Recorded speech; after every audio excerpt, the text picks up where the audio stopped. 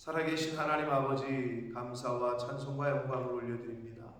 아버지, 오늘도 생명을 주시고 새날을 허락하시고 하나님의 은혜의 보좌 앞으로 저희를 불러주셔서 하루를 시작하며 하나님께 기도드리며 찬송드리며 말씀을 전하고 들으며 예배드리며 하루를 시작하게 하시니 아버지 감사합니다.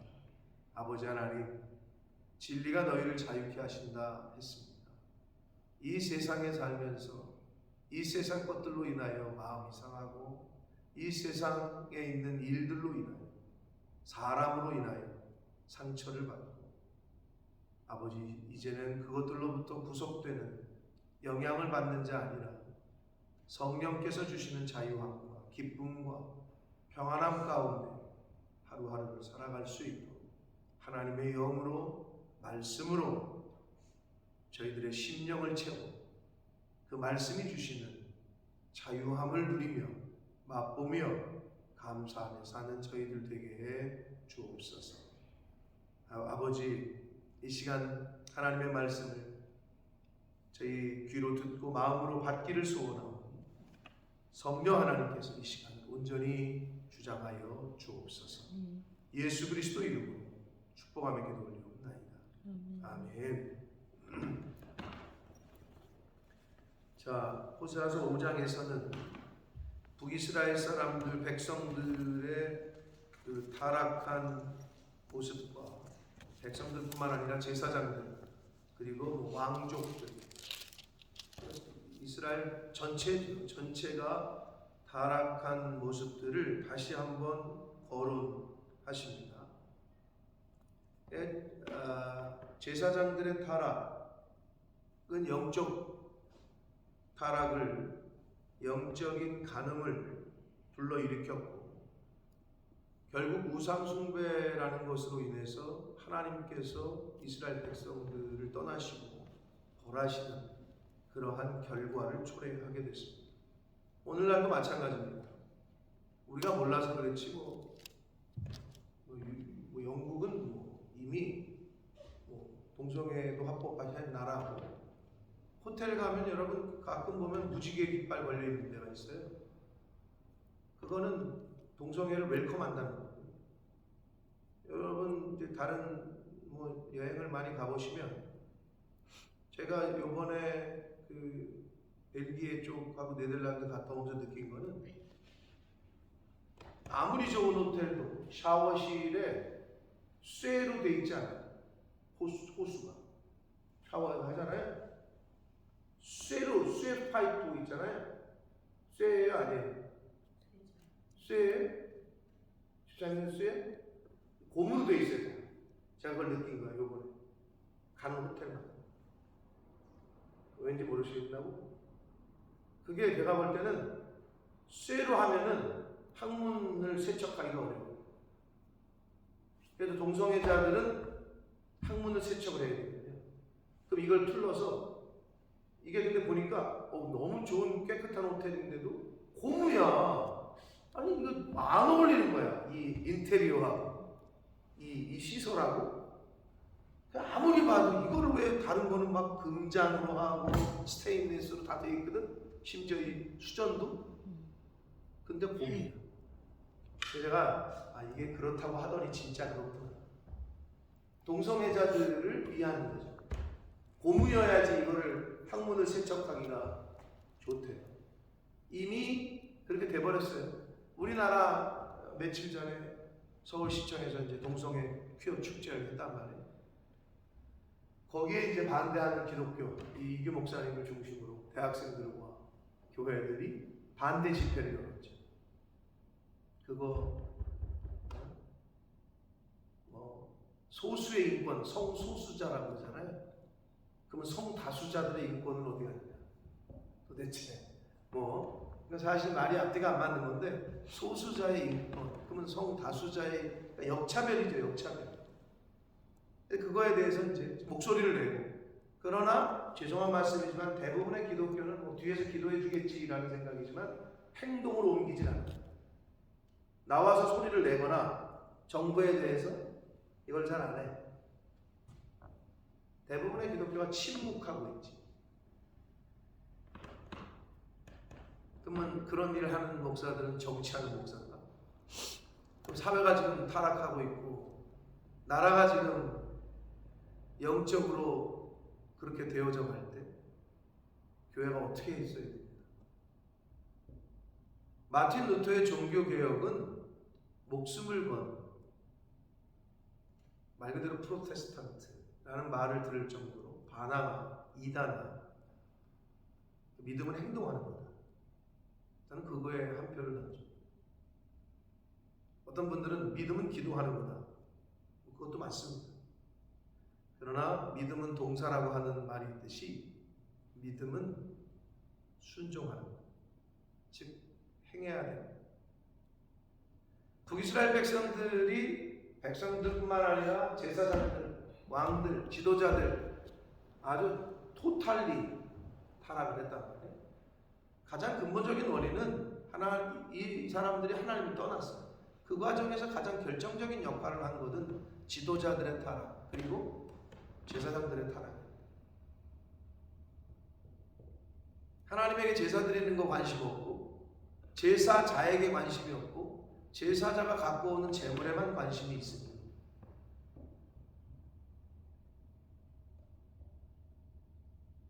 오늘날 교회도 사실 많이 있습니다. 그렇게 되어져 가고 있고 그거는 구별하기가 좀 쉬울 것 같은데 성도들도 그걸 알 거거든요. 보면 근데 요즘 교회들을 이렇게 보면 들어갈 때부터 딜을 하고 들어가는 교회들이 많다는 거예요. 들어갈 때부터. 그런 얘기를 들으면 제가 떠나와 있어서 그런지는 모르지만 한국 교회의 지금 어떤 흐름을 이렇게 후배들이나 선배들한테 들으면 저거는 넌 너무 모른다는 거야. 근데 또 한편으로는 이해도 되고. 근데 너무 안타까운 거죠. 목사님은 은퇴를 해야 되는데 교회에서 은퇴를 시켜드려야 되는데 돈이 하나도 없어. 건물만 있어요. 예를 들어서 건물을 있는데 돈이 없네. 그러니까 어떻게 하냐? 후임자를 모실 때 조건을 거는 거죠. 현찰 얼마를 가져와 주십시오. 왜냐? 이유는 이 원로 목사님이 은퇴를 해야 되는데 돈이 없다 교회가. 그러니까 목사님 매달 생활비는 우리가 어떻게 해야겠는데 나가시는데 은퇴 자금이 없다는 거예요. 또 이렇게 가만히 듣다 보면 야 어쩔 수가 없겠구나. 뭐 이런 생각도 들기는 해. 그러나 그래도 그건 아닙니다.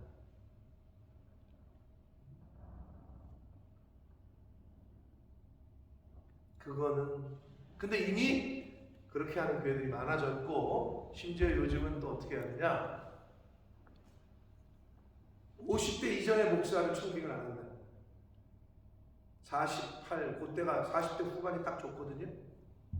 젊은 목사들 안산의 고분 목사님이라고 이거 녹화가 되니까 많이 안 보니까 뭐 제일 한 10,000명 모이는 교회였어요. 근데 이제 거기 장로님 한 분이 성결대학교 교수여가지고 저랑 좀 친분이 있어가지고 알게 됐는데 그분이 좀 유명하고 큰 교회지 10,000명이 모이니까 하여튼 뭐 그런데 은퇴를 하시니까 이제 새 후임을 뽑아야 되잖아요. 근데 30대 중반을 뽑았어요. 굉장히 파격적이지. 대단한 거예요.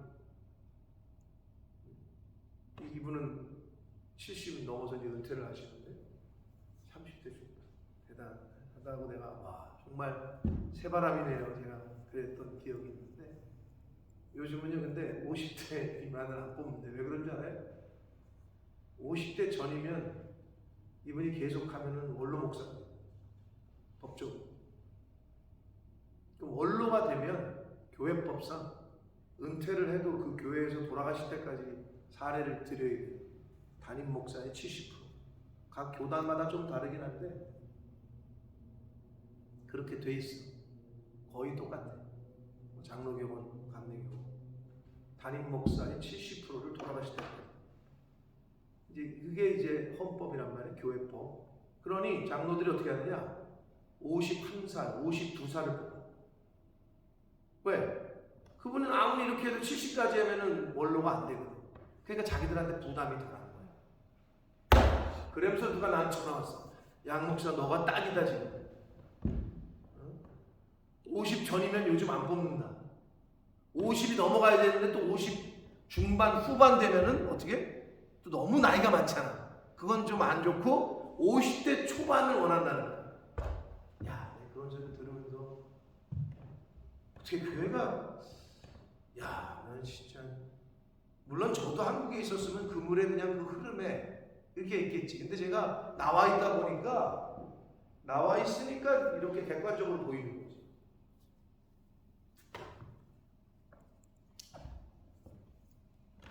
그렇겠구나. 저도 한국에 있었으면 똑같았겠죠. 애들을 학원을 어떻게 보내지? 전세자금을 어떻게 하지? 지금 되돌아보면 저를 영국으로 하나님이 이끄시는 게 가장 최고로 좋은 걸 주시는 하나님이시기 때문에 물론 제 아내도 그렇게 생각하는지 모르겠지만 아마 그렇게 생각할 겁니다. 분명히 힘든 것도 있었고 어려운 점도 있었는데 저는 하나님이 주신 복이다. 저는 그렇게 생각하고 또 그렇게 믿어요. 얼마나 감사한지. 그러니까 한국에 돌아가는 얘기들을 들으면 저는 20년 전 한국을 떠나기 전, 그러니까 2000년도 초반 한국을 떠나기 전에 한국이 아직도 익숙한데 그 갭이 있는 거예요. 가끔 들어가서 뭐 이렇게 하는 거랑 다르죠. 이게 완전히 변하는 그 모습들이 또 들리는 얘기들이 너무 좀 이상하게 변했다고 할까? 그렇게 느껴지는 거지. 근데 그곳에 있는 사람들은 너무 자연스러운 거죠. 분위기. 교회가 타락하면 이제 하나님이 벌 주실 때가 가까웠다라고 보시면 됩니다. 북이스라엘이 백성 전체가 타락을 했는데 어떻게 보면 출발점은 제사장들의 타락이에요. 자, 그래서 5장 1절에 첫 번째로 하시는 말씀이 뭐예요? 제사장들아 들어라. 왕도 아니야, 백성도 아니야, 제사장들아 이를 들으라 라고 말씀하십니다. 이스라엘 족속들아 깨달아. 왕족들아 귀를 기울이라. 왕족들은 모든 귀족층을 다 포함합니다. 근데 참 성경을 보면 하나님의 말씀을 들어서 그걸 잘 전해서 이스라엘 백성들에게 잘 전해서 그들이 깨닫게 하는 역할을 하는 게 제사장들이에요. 그러니까 제사장들은 처음에 하나님의 음성에 귀를 기울이도록, 물론 모두가 다 그렇지만, 그런데 이렇게 제사장들은 잘 들어야 해요, 하나님 말씀. 그리고 이를 잘 전해서 이스라엘 백성들이 깨달을 수 있도록 해줘야 돼요. 그리고 왕족 귀족들은 왜 귀를 기울이라? 사실 같은 다 의미 같지만 조금씩 다른 이유가 뭐냐면 왕족 귀족은 높은 사람이잖아요. 높은 사람은 자기보다 아랫사람들의 말에 귀를 잘 기울이질 않아요. 경청하는 자세가 자고한 사람들, 심적으로도 교만한 사람들은 잘 안 들어요. 그런데 그러니까 진짜 육적으로도 높은 위치에 있는 고관들, 이런 사람들은 경청하는 태도, 왜? 자기가 명령만 내려받지 듣는 건 잘 없거든. 그러니까 왕족, 귀족은 왜 하나님이 귀를 좀 기울여라 라고 하시느냐? 그게 훈련이 잘 안 돼요. 근데 이게 뭐냐? 영적으로 바리새인들, 신약성경에 보면 자기들은 자고하거든. 아주 자기들이 높다고 생각합니다. 그러니까 안 들어. 이게 듣지를 않아. 그러니까 조심해야 돼. 교회 내에서. 그래서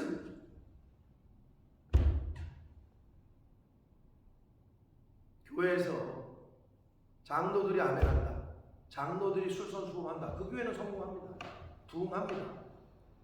근데 장로들이 저 뒤에 앉아가지고 이렇게 딱 이렇게 하고 이렇게 설교 듣는 사람들이 있어. 아주 나는 부인을 못할 것 같아. 내가 가가지고 그 꼴을 얘기를 하잖아. 그러면 요새 부임한 목사들이 수명이 몇 년이냐. 그럼 장로들이 나가라는 거야. 왜? 자기들이 뽑았다는 생각이 있다니까. 하나님이 일로 보냈다. 하나님의 종을 주영 한국 대사를 대통령이 보냈다. 이게 부임이야. 근데 요즘 청빙 자체를 옛날에 한국교회가 그렇게 했다니까요. 실제로 그렇게 주의 종을 그렇게 청빙을 했어. 그나마 제도가. 근데 지금 제도는 자기들이 원서 받지요. 와서 면접 보죠. 여기 앉혀놓고 이렇게 쭉 해서 그게 뭐하는 진짜 짓거리들이야. 어떻게 그렇게 하냐. 근데 다 그래요. 대부분 그렇게 돼버렸어. 그게 너무 자연스러운 환경이 돼버렸어.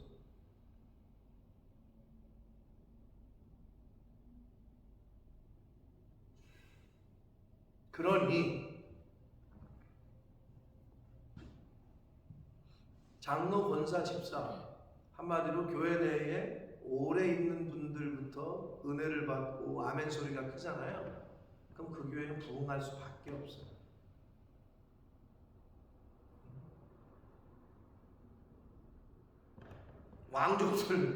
왕족들이 귀를 좀 기울여야 되는데 거만해가지고 이 높은 신분 때문에 듣지를 않아.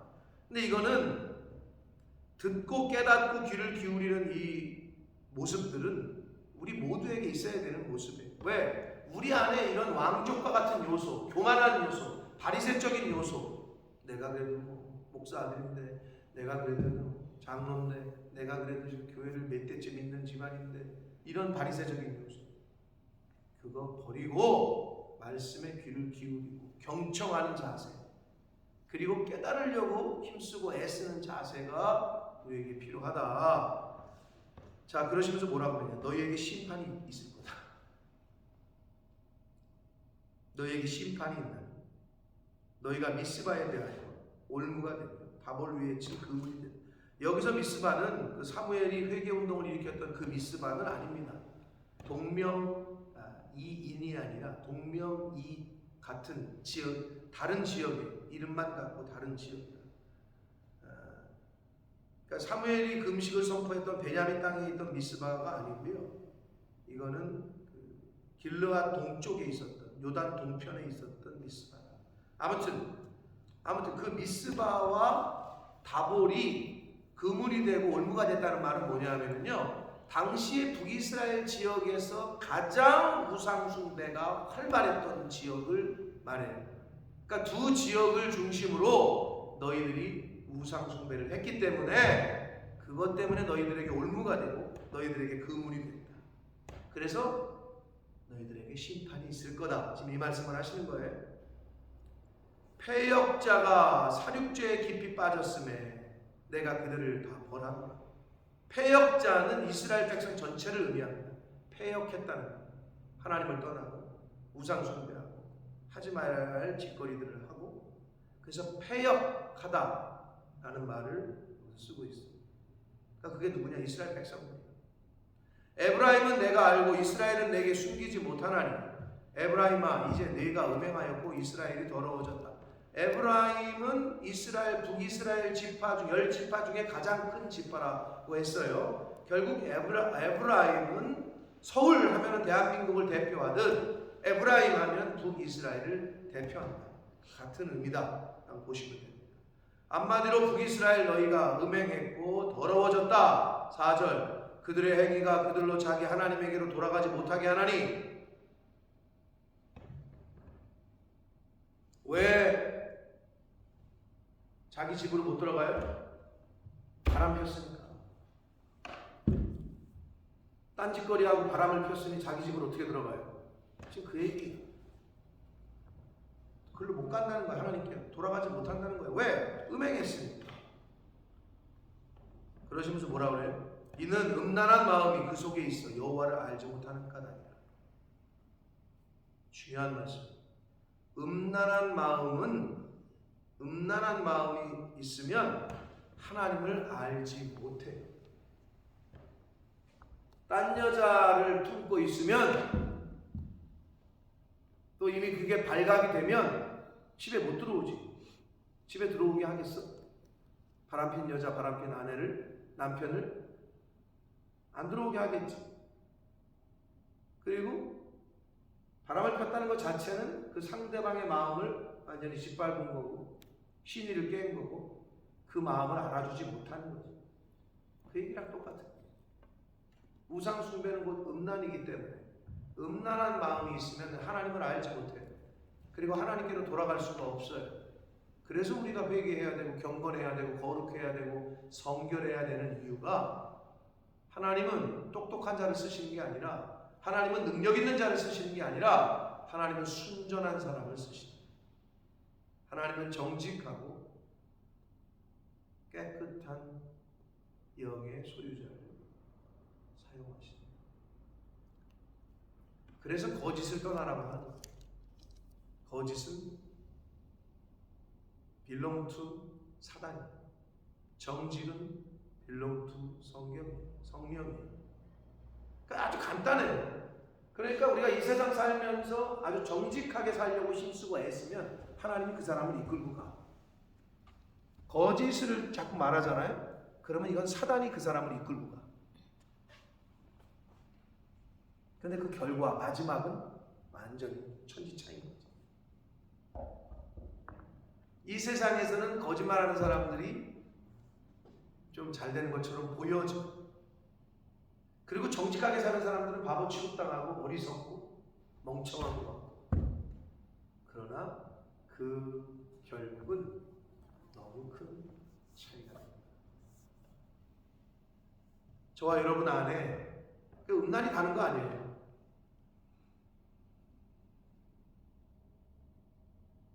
아니, 뭐 성경에도 말하지만 진짜로 행위적으로 뭐 바람을 폈다. 그것만 바람이고 만약에 행위적으로 안 바람 폈는데 마음적으로 딴 여자를 품고 있다. 그거는 용서할 거야. 그걸 알면 용서 안 되지. 근데 모르니까 말 안 하면. 그러니까 이게 너무 어려운 거예요. 젊은 청년들이 요즘 같은 시대에 그거를 갈라내기가 너무 어려워요. 인터넷이라는 것 때문에 옛날에는 무슨 포르노를 비디오 테이프를 어디서 구해야 이렇게 봐야 되는 시대예요. 근데 요즘은 자기 핸드폰에서 맘만 먹으면 볼 수 있어요. 그러니까 이거를 구별해낸다는 것은 쉽지 않아요. 근데 이런 때에 하나님은 그 순전한 사람을 찾으십니다. 그거를 구별해내는 그 사람을 찾으십니다. 음란한 마음이 있으면 하나님을 알지 못합니다. 5절 이스라엘의 교만이 그 얼굴에 드러났나니 그 죄악으로 말미암아 이스라엘과 에브라임이 넘어지고 유다도 그들과 함께 넘어질 거다. 이제 북쪽뿐만 아니라 남쪽도 이스라엘 전체에 대한 말씀을 하시는데 남유다도 함께 넘어질 거예요. 결국 함께 넘어지죠. 그래서 결국에 북이스라엘은 아수르에게 남유다는 바벨론에게 하나님의 심판에 받게 되는데 왜냐하면요 이게 번지거든요. 죄는 누룩과 같아서 죄의 습성, 죄의 특징은 전파가 빨라요. 선한 일은 전파가 늦어져요. 왜 그런 줄 알아요? 우리는 이 속에 죄성이 있거든. 선한 일은 의지를 갖고 해야 돼. 그래 내가 참고 해야지. 근데 악한 일은 오토매티클리 된다니까. 의지가 필요 없어. 그냥 자연스럽게 끌려가. 그게 나야. 다른 사람이 아니야.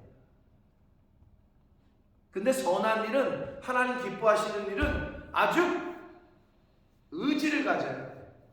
근데 그것도 내 힘으로 안 되기 때문에 성령의 도우심을 받아야 돼. 그래야 선한 일을 할 수가 있어. 그리고 선한 마음을 품고 동참할 수가 있어. 근데 악한 마음과 악한 행동은 자주 자연스럽게 돼버려요. 그러니까 어려워. 근데 결국은 남유다도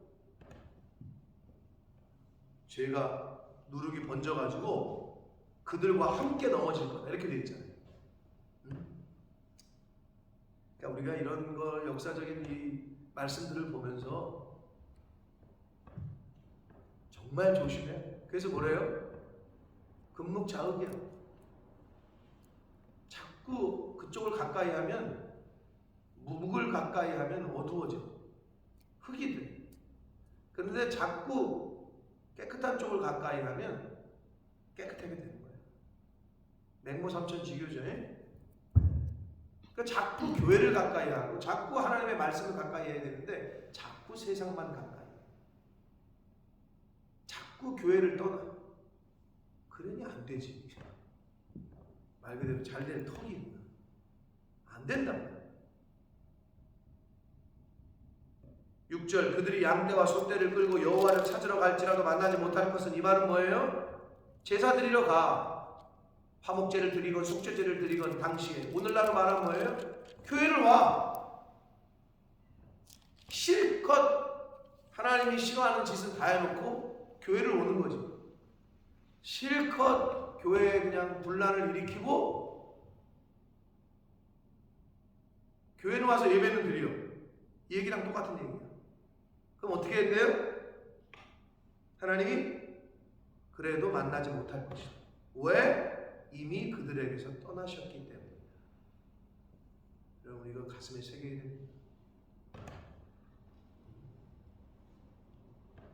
이 주일날이 중요한 게 아니라 일주일 하루하루의 삶을 주신 그 삶 가운데 하나님 말씀대로 살려고 힘쓰고 노력하고, 그러다가 주일이 되면 또 하나님 앞에 감사하고, 또 일주일을 하나님이 세 달을 한 주일을 주시면 또 그 말씀대로 살기 위해서, 그래서 우리가 하나님 앞에 감사하고 또 새 힘을 얻기 위해서 이렇게 오는 거지. 근데 왔는데 하나님의 성령도 받지도 못하고 감사도 안 하고 그냥 얼굴 찌푸리고 그냥 예배를 드리는 건지 도대체 왜 나온 건지도 모르겠고, 하나님 앞에 예배를 드리러 온 건지 도장 찍으러 온 건지 모르게 그런 신앙생활을 한다? 얼마나 안타까워요. 그건 너무 안타까운 거야. 그냥 집에서 자는 게 낫지. 뭐라 그래요 하나님이? 야, 소떼와 양떼를 끌고 와서 와도 나는 여호와를 찾지 못할 거고 만나지 못할 거고. 왜? 이미 그들에게서 떠나셨기 때문에. 가식적이고 형식적인 제사를 하나님 받지 않으시겠다. 7절 그들이 여호와께 정조를 지키지 아니하고 우상 숭배했다는 거죠. 사생아를 낳았으니, 사생아는 이스라엘 백성들의 후손들을 말하는 거예요. 결국은 그러므로 새 달이 그들과 그 기업을 함께 삼킨다. 요건 이제 좀 한글 성경이 세 달이 함께 삼킨다. 여기서 말하는 세 달은요, 원문의 의미에 보면 가장 가느다란 달을 말해요. 가장 가느다란 달. 이 말은 뭐야? 풀문, 보름달은 어떻게 해요? 가로등이 없어도 잘 보이죠. 옛날에는 아직도 시골에 살았기 때문에 가로등이 없는 데 살았지. 근데 달이 휘황찬란하게 크게 뜨면 달이 필요 없어. 가로등이 필요 없어. 너무 잘 보이는 거야. 저기 저 신장로에 저 멀리서까지도 다 보여. 근데 달이 만약에 안 뜨고 초승달이라고 그러죠? 얇은 달, 이렇게 터키 국기가 그건가? 이거 얇은 달, 그게 요 달이야. 세 달. 근데 세 달이라고 번역을 하니까 가느다란 달이라고 해주지. 그러면 그들과 기업을 함께 삼킨다란 말이 뭐냐? 여러분, 풀문일 때는 빛의 역할을 해. 근데 가느다란 달은 뭐야? 풀문일 때가 어두워요? 가느다란 달일 때가 어두워요? 가느다란 달일 때가 어둡지. 그러니까 어둠이 다 삼킨다 이 말이에요. 근데 지금 세 달이라고 번역을 하니까 좀 의미가 와닿지 않는데, 한 달 중에 가장 어두운 날을 말해요. 저 세 달이 한 달 중에 가장 어두운 밤. 그러니까 어둠이 그들을 삼킨다는 거예요. 영적인 의미로. 자, 8절부터 마지막 15절까지에서는 북이스라엘과 남유다 사이에 전쟁이 있을 것을 또 말씀을 예언을 하시는데, 너희가 기브아에서 풀나팔을 불며 라마에서 나팔을 불며 베다민에서 외치기를 베냐민아 내 뒤로 쫓는다 할지라도. 자, 기브아, 라마, 베다민은 북이스라엘의 최남단, 북이스라엘의 최남단이라는 얘기는 남유다의 최북단이겠죠. 즉 우리나라 38선을 말하는 거예요. 남쪽에서의 위쪽, 북쪽에서의 남쪽, 그 세 지역은 바로 경계야. 남유다. 그러니까 우리나라로 말하면 38선 인근 지역처럼 거기서 나팔을 분다는 것은 전쟁을 소집을 할 때 나팔을 불었다는 거예요. 그러니까 남유다끼리 이렇게 싸운다는 거예요. 9절, 벌하는 날에 에브라임이 황폐할 것이다. 내가 이스라엘 중에 지파 중에서 반드시 있을 일을 보였다. 절 보세요. 여기서 왜 벌하는 날이라고 했어요? 여러분 가정에 형제간에 싸우잖아요. 그게 벌이에요. 부부지간에 싸우잖아요. 벌이에요. 부모와 자식간에 싸우잖아요. 벌이라. 무슨 말이야? 북이스라엘과 남유다가 한 형제인데 지금 전쟁을 하잖아. 벌하는 날이에요. 하나님이 벌 주시는 거라고. 근데 그걸 깨닫지 못하는 거지. 하나님이 벌 주는 거라니까. 근데 여러분이 벌 주는 통로로 사용되면 안 되잖아요. 그러니까 부부지간에 왜 싸우고, 형제지간에 왜 싸우냐, 부모와 자식지간에 왜 대들고 싸우고. 하나님이 주시는 벌이라니까. 그거는 벌이야, 벌. 여기 그러잖아. 벌하는 날에.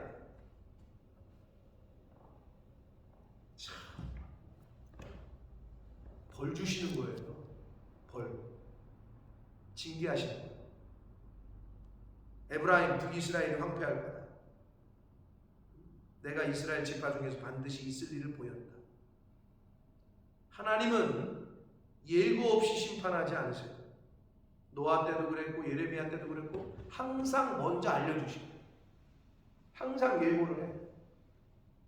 근데 돌이키질 않으면 하나님이 성취를 하시지. 예고된 말씀을 그대로 성취하시니.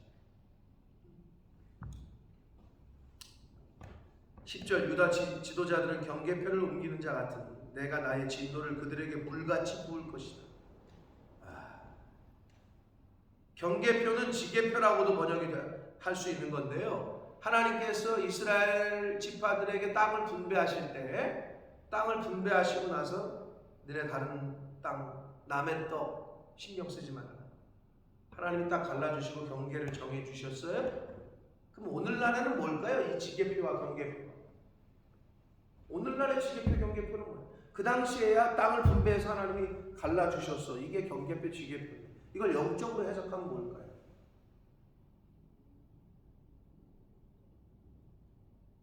나에게 맡겨진 영역이 있어. 집사는 집사대로, 권사는 권사대로, 장로는 장로로서, 목사는 목회자로서 그 영역을 넘어서려고 하는 때가, 그걸 우리가 흔히 월권이라고 하죠. 그 지계표, 경계표를 옮기려고 그래요.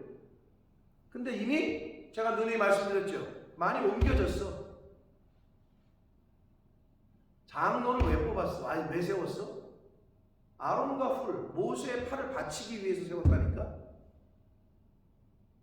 근데 어떻게? 아론과 훌이 모세를 막 움직여. 지금 아니야. 너 내려, 팔. 이쪽으로 가. 이쪽으로 가. 이거를 하고 있네? 이미 옮긴 거야, 그건 지계표를. 자기들의 영역 밖의 일을 하고 있는 거야. 그러니 하나님이 가만두시겠죠. 그러니까 여러분 우리가 신앙생활 할 때 그거를 잘 못하면 부지불식간에 지계표, 경계표, 나에게 하나님이 정해주신 지계표와 경계표를 옮기게 돼요.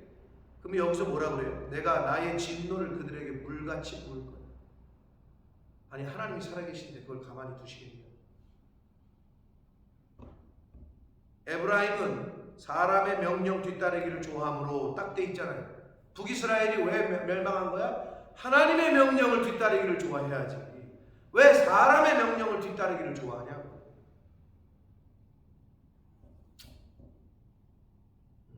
근데 나에게도 그런 요소가 있는 거죠. 그래서 학대를 받고 재판에 압제를 받는다는 거예요. 그러므로 내가 에브라임에게는 종 같으며 유다 족속에게는 썩이는 것 같도다. 자, 북이스라엘 사람들이 하나님을 떠나고 우상을 숭배했어요. 종과 썩이는 것 같대요. 누가? 내가 하나님이. 무슨 말이에요? 썩고 부패하게 하겠다는 거예요. 네? 썩어 없어지게 하시겠다는 거예요. 이거 얼마나 무서운 말씀이에요. 여러분이 아무리 재물을 쌓아봐 다 썩어 없어지게 하나님이 하신대. 여러분이 아무리 자식을 금이야 오기야 키워봐 하나님 말씀대로 안 키워 어떻게 하겠대? 썩어 없어지게 종같이. 이게 얼마나 무서운 말씀이에요. 정신 똑바로 안 차리면 이 세상에서 우리가 하는 수고가 헛수고가 되고. 13절 에브라임이 자기의 병을 깨달으며. 참 여기서도 제가 이게 병이구나. 여러분 영적인 병이야. 근데 여기서 뭐라 그래? 자기의 병을 깨달으며. 여러분 병을 알면 고치지. 근데 문제는 뭐냐면 내가 병든 걸 내가 모를 때. 왜 암이 무섭다고? 암은 자각 증상이 없다니까. 자각이 됐어. 아프네? 병원 가면 준비하십시오. 이게 무서운 거야. 근데 영적인 암 같은 영적인 병에 걸리면 자기가 병에 걸린 걸 여러분 너희 나이 들면 그러지 말아야 돼. 제가 누누이 말씀드리지만 나도 조심해야 돼. 어려서는 부모님 말씀을 잘 들어야 돼. 자녀는 애가 아프면 병원 가자면 병원 가지. 아주 어렸을 때. 좀 크면서 어때? 안 간다는 거야. 이가 썩었는데 짖고 안 가는데 고집을 피워. 병원 안 가는데. 그럴 때가 있잖아요. 이게 노인네가 돼도 똑같아. 우리 아버지 병원 좀 가시죠. 안 아프대. 안 간대. 와. 제가 처음에는 막 돈 아끼시려고 그러나? 근데 아니야. 내가 보니까 고집이야. 자기가 의사야. 자기가 다 안돼. 와, 내가 그걸 보면서 우리 아버지가 고집이 있으시구나. 근데 그게 안 꺾이는구나. 평생의 신앙생활을 하고 장로로서 안 꺾여 내가 보니까. 그냥 자식들이 병원 좀 가시자. 병원을 억지로 모시고 갔잖아. 말 안 하고 이제 택시를 그러니까 차로 어디 좀 가시자. 병원에 딱 내리잖아. 그냥 가버리죠. 병원을 안 들어가. 와, 이거는 아주 못돼 먹은 그게 있는 거야. 속에 못 고친 거야. 자식들이 그렇게 하는 거다. 근데 왜 그러냐? 자기가 인정을 안 해. 그래 내 병이 있지. 내 병원 가서 치료 좀 받아야지. 자기의 병을 깨달으며 이렇게 되죠. 깨닫지를 못해 내가 병든 거를. 그럼 이건 너무 심각한 거야. 자기가 병든 걸 깨달아야 의사를 만나볼까, 병원을 가볼까, 그래 내가 약을 먹어야 되겠지, 이래야 되는데 의사를 가르치려고 들고. 여러분 영적으로 이 병에 걸리면 이건 답이 없어. 자기가 인정을 해야 돼. 내가 지금 아프구나, 내가 지금 병이구나. 그래야 도와줄 거 아니야. 내가 그래서 우리 아버지를 보면서 나도 빨리 젊었을 때 저걸 뿌리 뽑지 못하면 승혁이 수고 고생했겠다 시키겠구나 하는 생각이 들더라고. 왜 그래? 나도 아버지의 피가 있잖아. 인정하고 순종하고 인정하는 거를 빨리 배워야 돼. 틀렸으면 바로 인정해요. 잘못했으면 바로 인정하고. 에브라임이 자기의 병을 깨달으며 유다가 자기의 상처를 깨달았고, 에브라임은 아수르로 가서 야렙 왕에게 사람을 보내었으나 그가 능히 너희를 고치지 못하겠고 너희 상처를 낫게 하지 못하느냐. 이 말은 뭐냐면요, 우리가 지금 상태가 이렇구나.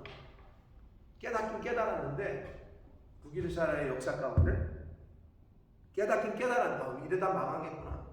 그럼 깨달았으면 어떻게 해야 돼? 진짜 깨달은 게 아니야. 깨달았으면 어떻게 해야 돼? 하나님 앞에 철저하게 붙들리고 매달려야 되는데, 여러분 열왕기 배울 때 기억나세요? 북이스라엘이 어떻게 했느냐? 북이스라엘의 16대 왕인 무나헴이라는 왕이 자신들의 나라가 좀 경제적으로 정치적으로 어려움에 처하자 당시에 떠오르고 있던 고대 근동 지역에서 떠오르고 있던 나라인 아수르 디글랏 빌레셀에게 뇌물을 주면서 도움을 쳐. 우리 좀 도와달라. 열왕기 하에 보면. 근데 어떻게 했어?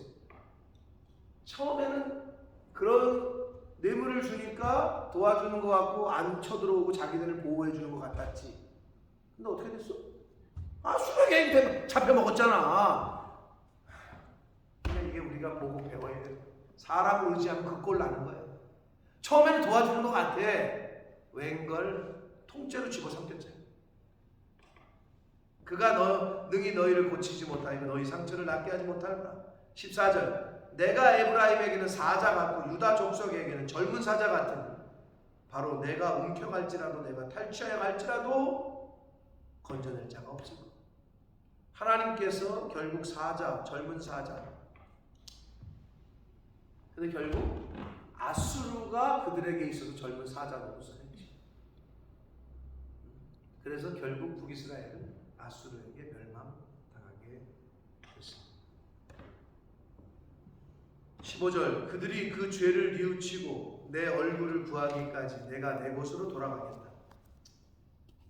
이렇게 남유다와 북이스라엘의 징계를 예고하시면서 근데 우리 하나님이 결국에 마지막에는 또 회복도 약속을 하시죠. 이 하나님의 사랑인데 그 죄를 뉘우치고 내 얼굴을 구하기까지 라는 조건이에요. 즉 진정한 회개를 하기까지 기다리시겠다는 거예요. 우리 하나님이. 이게 하나님 아버지의 사랑이죠. 근데 어떻게? 그때까지는 너희들이 회개하기까지는 내가 내 곳으로 돌아가겠다. 너희들과 함께 있지 않겠다는 거죠. 그 말은. 그러면서 뒷말이 여러분 그들이 고난받을 때 나를 간절히 구하리라. 왜 고난이 복이라고요? 고난을 통해서 하나님을 찾게 되거든요. 인간은. 고난당하는 것이 내게 유익이라. 근데 더 똑똑한 건 뭐예요? 매 맞기 전에, 고난당하기 전에. 근데 그게 잘 안 돼. 그러니까 하나님이 그냥 두면 죽을 것 같으니까 매를 대시기 시작하는 거죠. 회초리를 대시는 거예요. 그러니까 그 전에 깨달으면 좋은데 못 깨달았어요. 그러면 고난이 왔잖아요? 그럼 그때라도 깨달으시라고. 고난이 왔어. 어떻게 하라고? 한탄하고 원망하고 너 때문이라고 그러고 교회 때문이라고 이놈의 교회가 뭐 이러면서 당신 때문이라고 그러고 계속 나는 아니야. 응? 상대방을 지적하면서 그냥 내가 너 같은 사람 만나가지고 내가 이 고생이라고 하고 뭐냐. 이건 세상 사람들이 하는 말이고. 근데 그 말이 뭐야? 애굽의 출애굽 성경에 나와. 모세 같은 지도자를 뽑아가지고 아론 같은 거 뽑아가지고 저 모세와 아론 때문에 우리가 지금 이 개고생을 한다고. 그게 출애굽기 아니야. 근데 그 모습이 우리 속에 있다는 거지. 남편을 블레임하고 자식들 새끼 블레임하고 사회 뭐 나라 뭐 왕 뭐 대통령을 잘못 뽑아서 너 같은 백성이 없으면 안 그러지. 그러는 게 우리야. 성경이 그걸 우리 알려줬어. 그럼 어떻게 하라고? 고난받을 때 어떻게? 하나님 앞에 나와서 납작 엎드리고 하나님이 나에게 기회를 주시는구나 이렇게 생각하시라. 고난이 왔어요? 하나님이 나에게 우리 가정에 우리 집안에 복을 주시려고 하는. 내가 아내한테 그랬는데 당신 달이 그렇게 된 거 내가 볼 때는 하나님이 당신을 위해서 그러시는 거야. 당신에게 있어서 새로운 시작이 될 거야.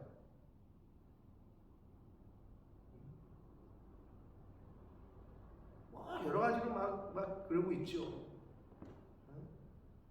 자책도 하고 이거 어떻게 하나 사용을 어떻게 하나 그냥 우리 집사람 성격상 근데 내가 볼 때 그건 아니다. 당신의 그 일이 당신으로 봤을 때도, 가정으로 봤을 때도 터닝 포인트가 될 거다. 저는 그렇게 확신합니다. 감사해요. 다리가 안 끊어진 거에 대해서 감사. 인대가 파열된 것만으로 감사.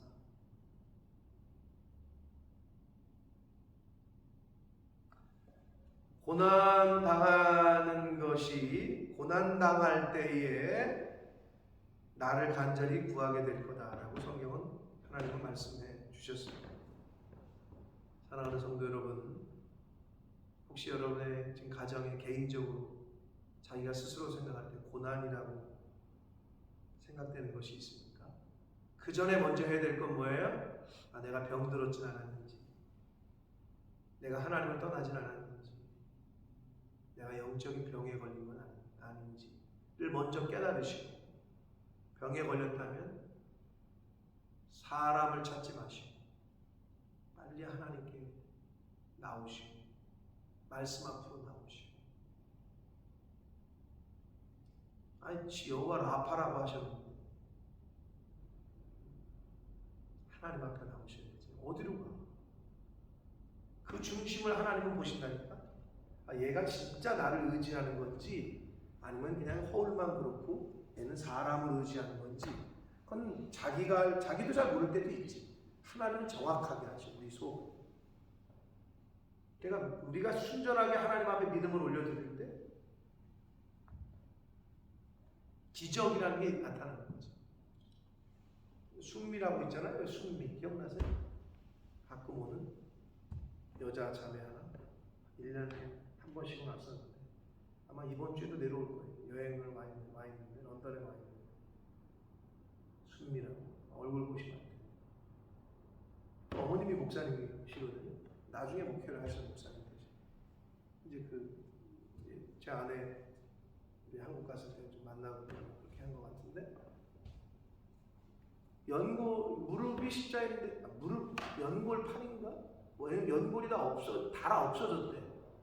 연골판이나 십자인대 끊어지면은, 인대가 끊어지면 인공인대로 연결을 해야 돼요. 그건 손톱 기르면 잘라내면 다시 자라는 게 아니라고.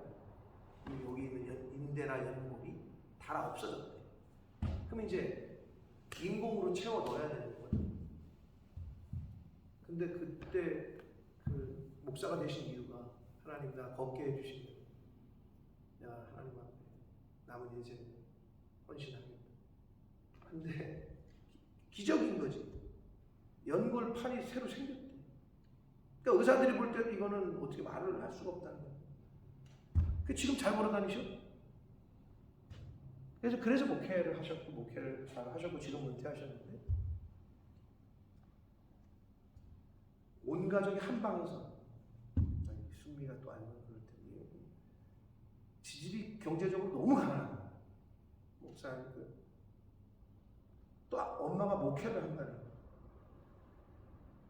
근데 엄마가 하나님 앞에 기도할 때 받으신 거지. 내가 너 자녀들에게 경제적인 복을 주겠다. 아무튼 그 과정이 긴데, 걔는 지금 제주도에서 잘 나가는 사업가가 됐고, 동생도 제일 많이 벌 때는 한 달에 5천만 원, 500만 원씩 있죠. 한 달에 5천을 벌어. 일반 사람의 1년 연봉이야. 근데 그렇게 물질의 복을 부어주시고, 그 한 방에, 단칸방에 온 가족이 다 잤을 때가 있었는데, 여러분 그게 인간적인 노력으로 거기까지 갈 수 있어요? 그렇게 일이 풀릴 수가 없어요. 근데 어머니를 통해서 너희들이 잘 되게 되리라 라는 그 응답을 받았고, 실제로 근데 그렇게 살고 그렇게 됐어.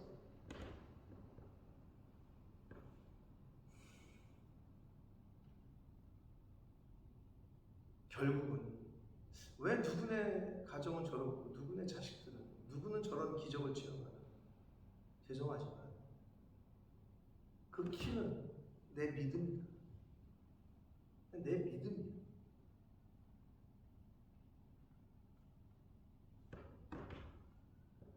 하나님 앞에서의 순전한 그 믿음을 보시고 하나님의 역사하십니다. 다른 사람들에게만이 아니라 내가 하나님 앞에서 그렇게 인정받고 하나님께서 보실 때 됐다 하시는 거예요.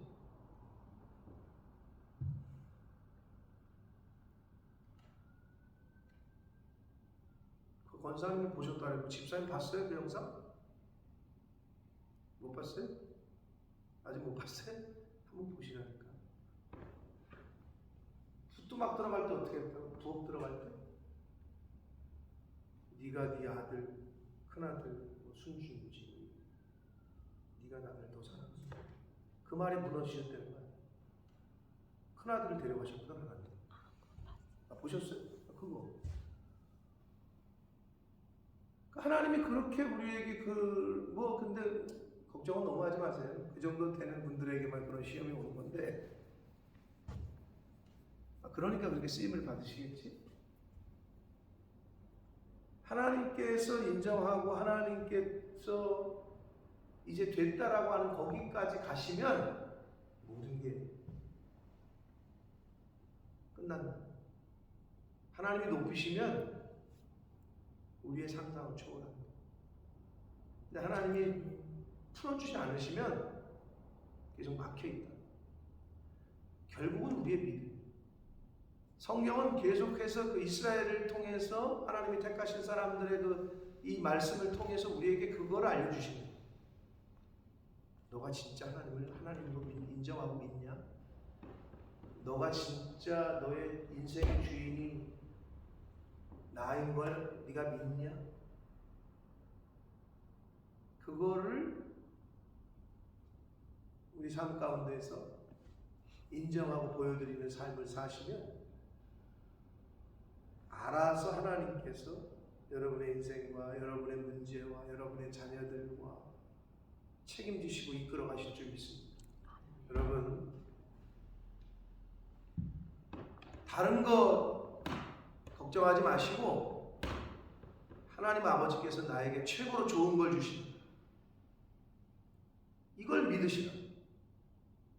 하나님 아버지가 자식에게, 육신의 아버지는 엉뚱한 걸 줄지 몰라도 하나님 아버지는 자식에게 최고로 좋은 걸 주신다.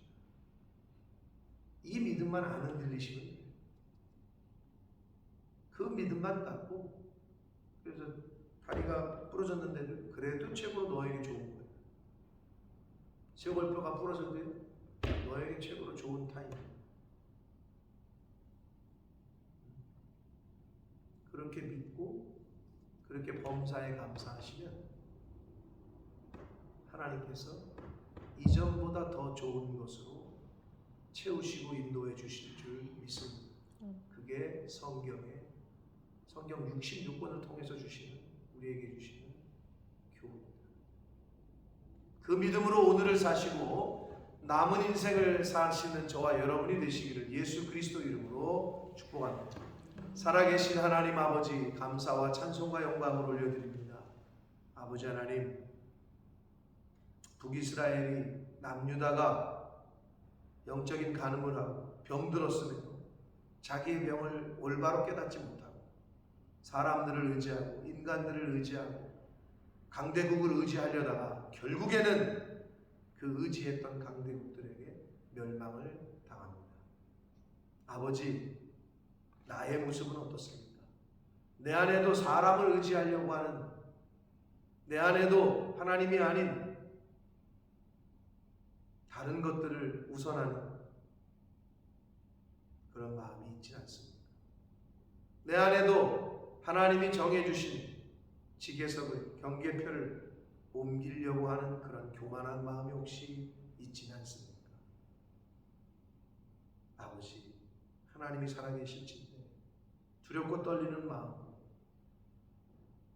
하나님을 경외하는 신앙생활을 하게 해주시고 주님의 몸된 교회를 두렵고 떨리는 마음으로 섬기게 해주시고 하나님이 허락하신 남편과 아내와 하나님의 기업인 자녀들은 하나님의 백성으로 하나님의 자녀로 두렵고 떨리는 마음으로 잘 양육하고 부모들 되게 하시고 또 직분자들 되게 하시고 하나님의 자녀요 백성들 다 되어지도록 주님 은혜 내려 주옵소서.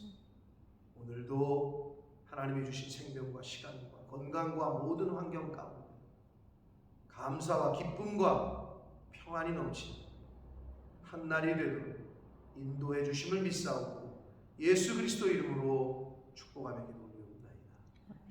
하늘에 계신